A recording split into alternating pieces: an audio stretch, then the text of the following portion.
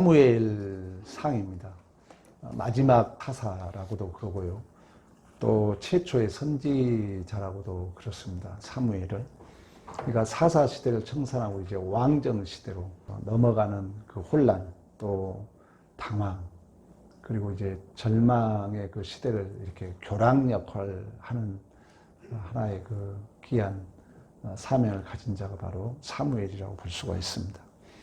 기록 연대에는 이제 분열왕국 BC 약 930년 솔로몬의 아들 르호보암 시대죠. 여로보암과 르호보암이 결국 이제 남북으로 분단되잖아요. 그러니까 BC 930년에서 약 900년경. 내용을 대략 우리가 살펴보면은 엘가나라는 그 사람이 있었습니다. 아내가 둘이었어요. 한나와 브릿나라는. 근데 이 브릿나라는 애가 있었는데 한나는 사랑은 갑절을 받았지만 애를 못 낳는 거예요. 그러니까 여자로서 애를 못 낳게 하니까 얼마나 시기 질투 미움 속에서 술 취했다 말을 들을 정도로 가슴앓이를 한 그 한나입니다.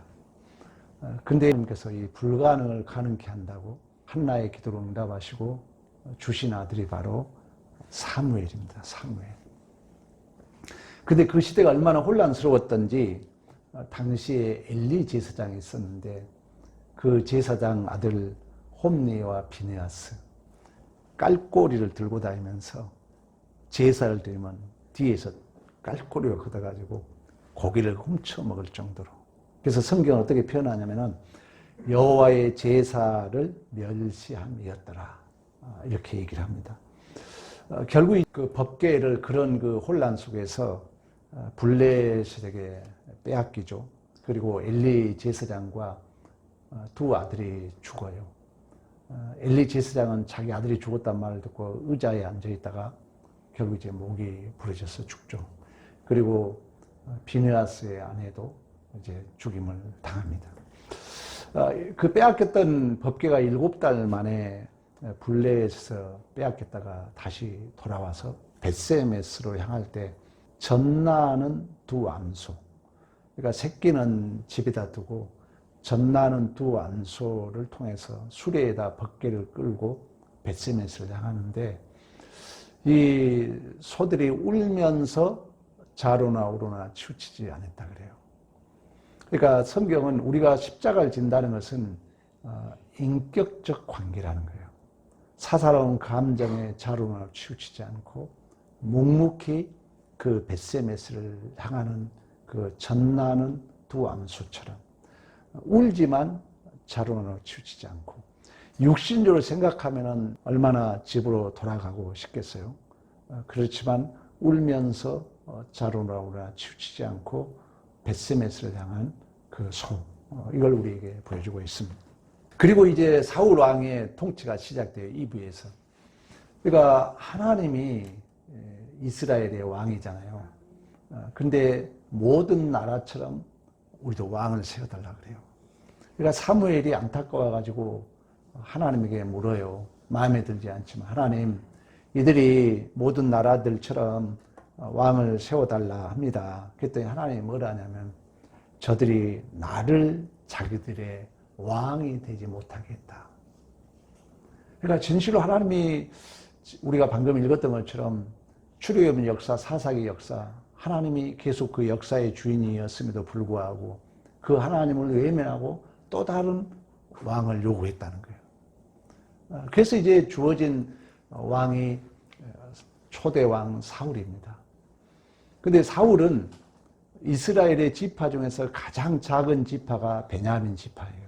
그리고 베냐민 지파 중에서도 가장 미약한 가족 중에서 세워진 자가 사울입니다.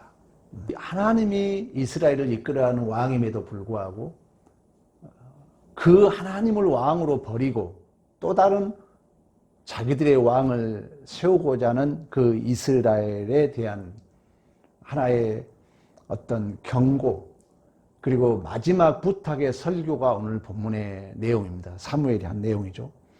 그러니까 하나님께서는 출애굽에서부터 사사기까지 너희들이 힘들 때 내가 함께했고 너희들이 기도하면 내가 다 응답했고 너희들이 필요할 때마다 내가 너희들과 함께 했고 그런 하나님 이건을 너희들이 또 다른 왕을 세우는 것이 무엇냐?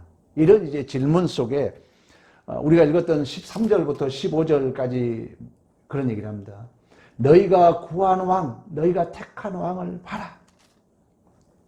그러면서 왕의 지위에 대한 얘기를 하지 않아요. 이미 역사를 통해서 하나님이 이끌어왔고 하나님이 창조주이시고 하나님이 역사의 주인이시고 하나님이 생사복의 주인이시고 하나님이 너희들의 대적으로부터 하나님이 막아줬고 그렇다면은 너희들은 누가 왕이고 정치, 경제, 문화가 중요한 게 아니라 한마디로 말하면은 하나님을 잘 섬겨라. 하나님을 경외하고 하나님께 순종해라.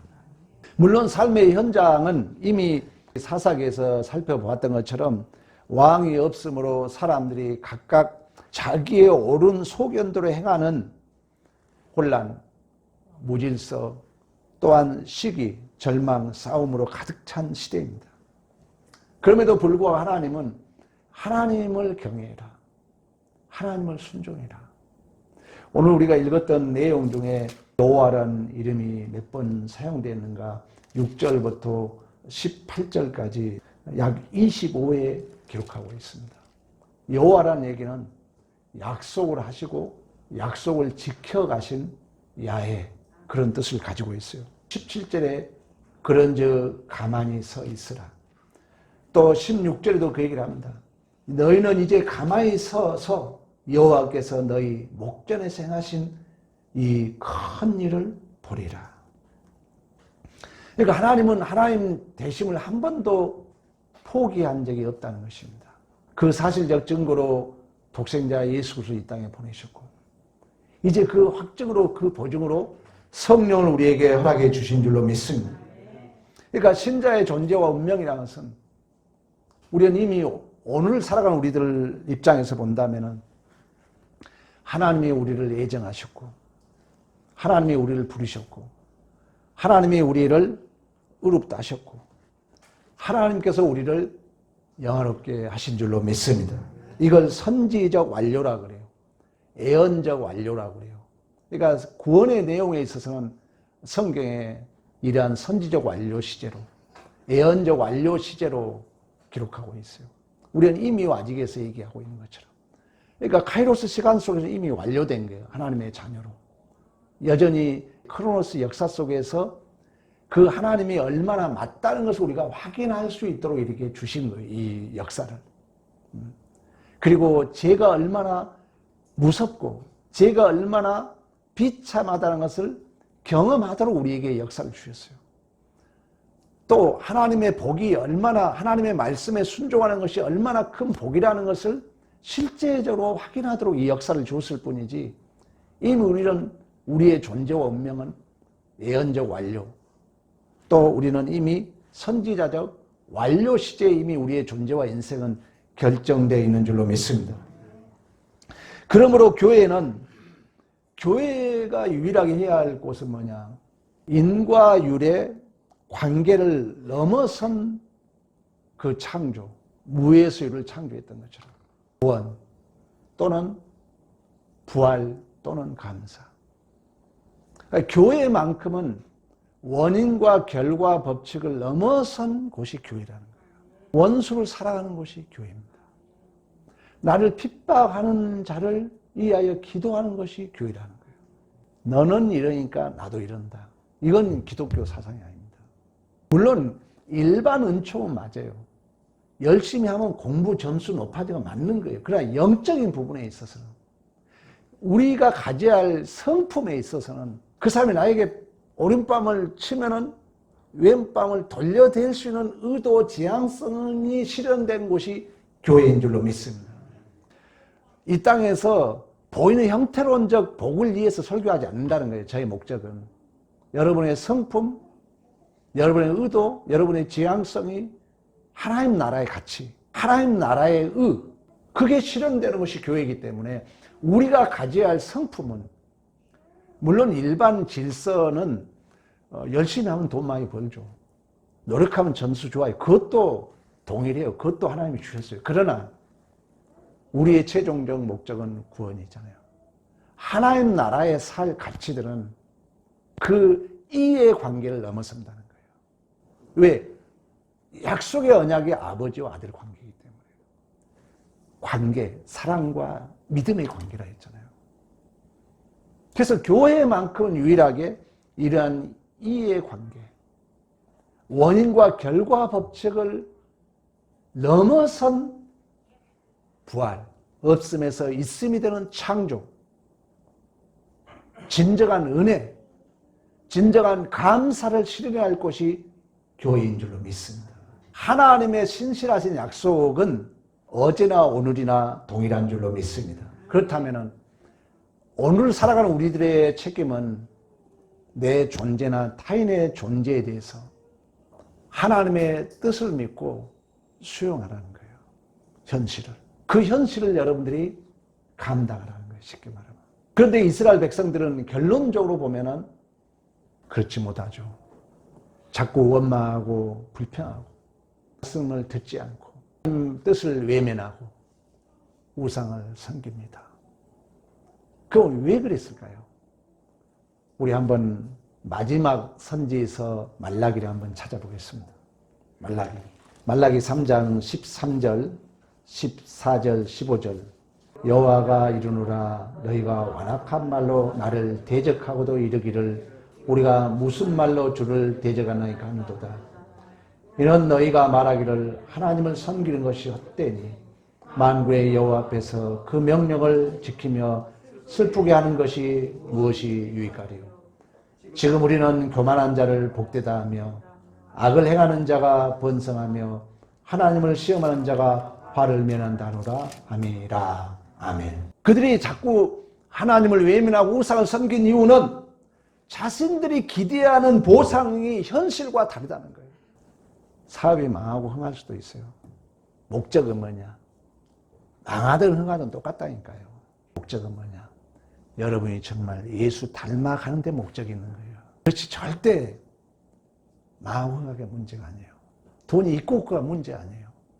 돈이 많아가지고 하나님 자녀에서 실패하면 어떨 겁니까, 여러분? 그래서 하나님은 오직 우리의 목적하심이 뭐냐? 하나님의 자녀다워. 여러분들의 성품이 내가 손해봐도 사랑할 수 있도록, 내 뜻이 안 맞아도 하나님의 뜻이라면 순종할 수 있도록, 여기 하나님의 목적이 있는 줄로 믿습니다. 그래서 이스라엘 백성들이 실질적으로 이러한 하나님의 그 뜻을 모르니까 계속 40년 출애굽 역사 속에 원망 불평하죠. 그리고 약속의 땅 가나안 땅에 들어갔지만 분단 국가가 되고 아수르, 바벨론, 페르시아, 알렉산더, 로마 약 400년 동안 우리가 암흑기라고 그래요. 성경에 기록이 없어요. 그리고 예수가 옵니다. 근데 그 예수를 모르고 십자가에 못 박는 거예요. 왜? 힘 있는 예수가 와야지. 돈 주고 명예 주고 권세 주고 예수가 와야지. 근데 예수님은 어린 양 오거든. 신앙의 오해입니다, 여러분. 평생 이 부분이 해결되지 않으면 신앙이 내 편안주의로 할 수 있어요. 아니라는 거예요, 성경 얘기는. 그래서 그들이 예수를 부인하고 예수 십자가에 못 박습니다. 그러나 성경에서 말하고자 하는 것은 예수님께서 우리를 구원하시는 그 하나님의 능력과 지혜와 사랑과 은혜라는 것은 예수님께서 여러분 이 땅에 오셔가지고 오해, 멸시, 고통, 배신, 순환, 죽음을 감수함으로 만들어진 줄로 믿습니다. 여러분이 솔직히 살아가면서요, 인생의 참다운 가치, 참다운 신뢰, 참다운 사랑, 오해를 감수하지 않고 만들어진 게 있냐고요. 멸시, 고통, 배신, 감수하지 않고 만들어진 게 있냐는 얘기예요. 여러분 왜 어머니 은혜 크다고 생각합니까? 정말 우리처럼 어머님은 구남매를 낳았잖아요. 어머님이 60대 제가 고등학교 다닌 거예요. 모든, 지금은 안 그렇지만 술 먹고 싸우고 다니고 그랬던 저런 기억이 나요. 근데 그 모든 것을 감수한 거예요. 그래서 그 불효했던 형이 힘들면은 어머니 산소 찾아간다 그러잖아요. 기독교에서 만들고자 하는 것입니다. 아름다운 가치가 실현되기 위해서는 이의 관계로 원인과 결과 법칙이 아니라 내가 좀 오해를 삼아도, 내가 좀 손해봐도, 나에게 좀 고통이 있어도, 내가 좀 누구의 배신을 당해도 그 시간 그 장소를 감수해 줬을 때 교회는 예수의 충만으로 세워질 줄로 믿습니다. 하나님의 일하신 방법은 열려라 참깨가 아니라는 것입니다, 여러분. 시간과 공간 속에서 억울하고 겁나고 혼란스러운 인생을 걷게 하여서 그런 이해 관계, 이 기계적인 관계, 우리 욥기에서 공부했잖아요. 인과율의 법칙. 너가 이러니까 나도 이런다. 근데 우리는 이 법칙을 초월하는 것이 창조예요. 무예수를 창조했던 것처럼. 이러한 법칙을 초월하는 것이 부활 생명인 줄로 믿습니다. 그래서 하나님은 이러한 삶을 이제 경험하도록 우리에게 한계 자리로 인도해요. 그러니까 다시 말하면 절망의 자리로 내몰리는 거예요, 우리가. 근데 그게 은혜예요. 사실 성경에 보면은 그러한 절망의 자리로 내몰리지 않는 자들이 없어요. 다 그래요. 특히 베드로가 예수님이 죽음을 얘기할 때 안 됩니다, 주님. 절대 죽음의 자리는 주님 가면 안 됩니다. 내가 죽겠습니다. 죽는데 같이 가겠습니다. 옥에도 같이 가겠습니다. 항변하고 주님의 십자가의 고난을 말립니다. 그때 예수님께서 사탄아 물러가라. 네가 하나님의 일을 방해하고 사람의 일을 생각하는도다. 그런 베드로였지만 막상 예수님이 십자가의 죽음의 자리에 베드로는 저주하면서까지 예수님을 3번 부인합니다. 베드로는 심히 통곡을 해요. 그러니까 엄청난 자기 절망, 자기 한계를 경험한 거예요. 해석의 문제라 했잖아요. 지향성의 문제라 했잖아요. 의도의 문제라 했잖아요. 우리도 살아가면서 이제 나이가 먹으면 더 그런 것을 경험할 거예요. 내가 더 할 수 없었던 내 한계, 내 절망. 여러분들이 새록새록 과거가 생각날까요? 이게 오늘로서 말씀이 해석이 안 되면 그건 상처로 남아있는 거예요. 병이 돼요. 그래서 오늘이 내일을 만든다. 과거를 만든다는 말이 뭐냐? 오늘의 말씀으로 그 율법주의에 매였던 상처가 여러분 치유받아야 돼요. 그렇게 결단하고 다짐했던 베드로지만 막상 현실에 부딪히니까 외면합니다. 그 후에 예수님께서 부활하신 후에 3번씩이나 제자를 찾아왔다고 그래요. 여러분, 상처는 상처를 통해서 치유됩니다. 그러니까 그 우리의 상처에 정말 바라볼 상처 예수를 통해서 치유되는 거예요. 그러니까 영생은 예수를 아는 거예요. 상처는 상처를 통해 치유돼요. 그러니까 베드로가 엄청난 그 상처를 받았는데 그대로 예수님이 재현합니다. 동일한 그런 분위기를 놔두고 예수님이 찾아와서 3번 부인했던 것처럼 3번 묻습니다. 요한의 아들 시몬아, 네가 나를 사랑하느냐? 베드로가 근심해요. 근심하면서 베드로가 주님, 내가 주님을 사랑하는 것 주님이 아십니다. 이런 고백을 해요. 이 말은 뭐냐면 내가 주님 죽는데도 같이 가길 결단했습니다. 내가 주님 옥에도 같이 간다고 나는 주님 앞에 항변했습니다. 그러나 막상 주님의 그 죽음 앞에는 솔직히 내 실력이 없더라는 거예요. 수없이 내가 결단하고 다짐했지만 막상 현실에 갔더니 나는 감당할 실력이 없더라는 거예요. 진정한 자기 절망, 자기 항복, 자기 한계, 자기 비참. 이걸 주님이 알고 있다는 거예요. 이걸. 우리의 신앙생활도 여러분 마찬가지입니다. 결단하고 다짐하고 불순종하고 그 한계의 절망 주님은 다 아십니다. 여러분 반드시 내 한계를 알아야 돼요. 문제는 뭐냐? 한계가 한계에 끝나지 않는다는 거예요. 그 베드로가 저주하면서까지 주님을 부인했잖아요. 근데 다시 찾아오신 주님. 나는 하나님 앞에 불순종했고 나는 인과 응보적 원리로밖에 살 수 없음에도 불구하고 그걸 아시고 내가 이루지 못할 그 십자가에서 모든 수치 멸시를 감당하신 주님. 신앙은 자기 절망에서 여기까지 연결이 안 되면은 우리 역시 한계를 못 넘습니다. 원인과 결과 법칙으로 매여 산다는 거예요. 이 주님이 우리 위해서 오셔서 이 고난 당하심과 이 예수님의 십자가 은혜가 오버랩이 안 되면은 우리는 평생 어쩔 수 없어요. 인과율의 법칙에 산다는 것입니다. 도저히 나는 주님 다짐했지만 따라갈 수 없는 내 한계. 네가 수없이 결단했지만 순종하지 못한 나의 절망. 여기 주님이 다시 찾아오셔서 걱정하지 마. 너는 할 수 있어. 그러면서 주님이 뭐라 하면 내 양을 치라. 내 양을 먹이라. 그러니까 도저히 할 수 없는 우리들에게 그 죽음의 자리에 우리 주님이 오셔서 다시금 새 생명을 허락하신 부활, 창조, 기적. 이게 사실 기독교의 실존이라고 말할 수가 있는 것입니다. 우리 안에 수없는, 우리 스스로 해결할 수 없는 여러분 과거 문제, 나의 실패 문제, 나의 절망, 그리고 우리의 체념. 이걸 내가 스스로 해결하려고 하면은 끝이 없습니다.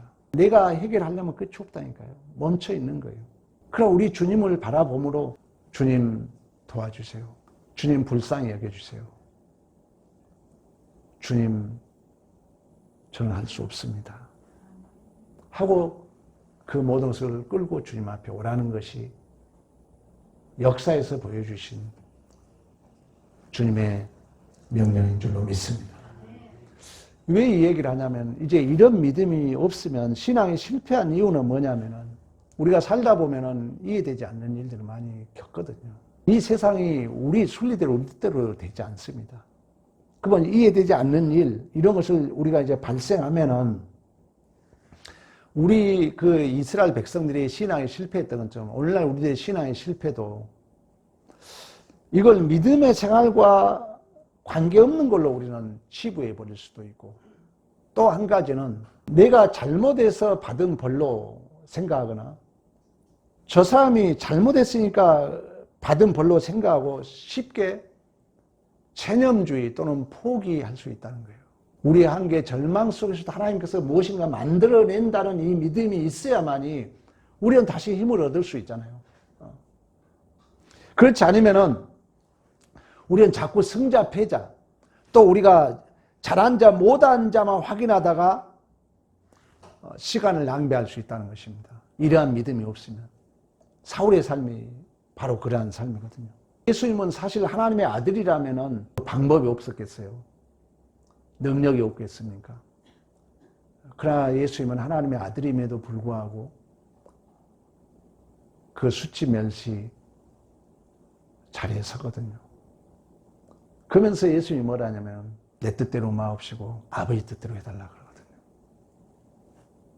그때 그 현장에 그 예수님을 직면했던 자들이 진실로 하나님의 아들이었도다. 친구로부터 억울한 일을 당하고 복수의 칼을 갈던 어떤 사람은 내 마음에서 칼을 빼앗아 갖도다 얘기했던 것처럼, 신앙생활이라는 것은 한마디로 말하면 이해되지 않고요, 억울한 일을 당해도 하나님의 통치를 믿고 순종하는 것입니다. 본문에 우리가 내용을 가지고 얘기한다면, 야, 하나님이 너희들의 힘들 때마다 함께 했지 않느냐.